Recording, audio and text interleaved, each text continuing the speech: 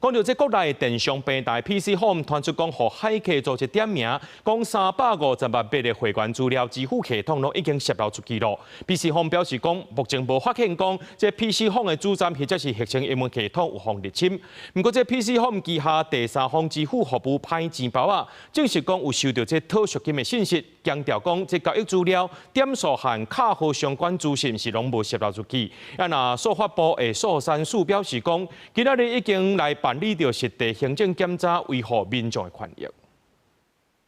海客數一洗帶佇暗網點名，已經佇頂個月40，日前國內電商平台 PC Home 網頁甲支付系統摕到來報資料內底有350萬筆用戶的個人資料甲9年的營運記錄。PC Home 講有關暗網所講內容甲 PC Home 網絡家庭母公司系統無直接關聯，卻無發現 PC Home 主站也是核心的營運系統有互人侵入。不過，營運歹錢包的拍付國際證實，受到來自外部組織的卡郵信息對受影響的客戶係失禮，講交易資料、點數甲卡號相關資訊攏受到安全保護，無外泄。大概3個月到6個月左右，你會看到陸續有可能詐騙集團啊，或者是這種駭客等等這種犯罪集團，他們事實上會拿着這一些交易資料，會去接觸用戶，那通常會打着說你可能要重新驗證你的錢包。歹錢包將已經進行資安應變的程序，強化系統監控，依法通報予主管機關，也聘請第三方的資安監視機構，確保調查客觀完整。蘇珊素講，當時隨着相關情報資料，依照個人的資料保護法來處理，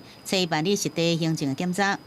看那個事情發生的根因，就它發生的一個原因，以及他們應變的一個作為，看他們有沒有符合我們安維辦法所定的一些對個資的適當保護措施。最快會在10日內，就是把這調查報告送到行政院的個資保護委員會的籌備處那邊。PC Home 講，歹錢包是獨立營運的第三方支付服務，相關資訊安全甲系統管理的機制，由營運團隊依照原有的程序進行檢查甲查核。像國內第三方支付，除了歹錢包、來配、Open 錢包要批查配這個，驗過功能只有大收大付。資安專家建議，第三方支付業者對外部入來到內部的這流量監控，也有許可權的控管，要進一步來加強，才法度防範卡郵的軟體組織。記者綜合報道。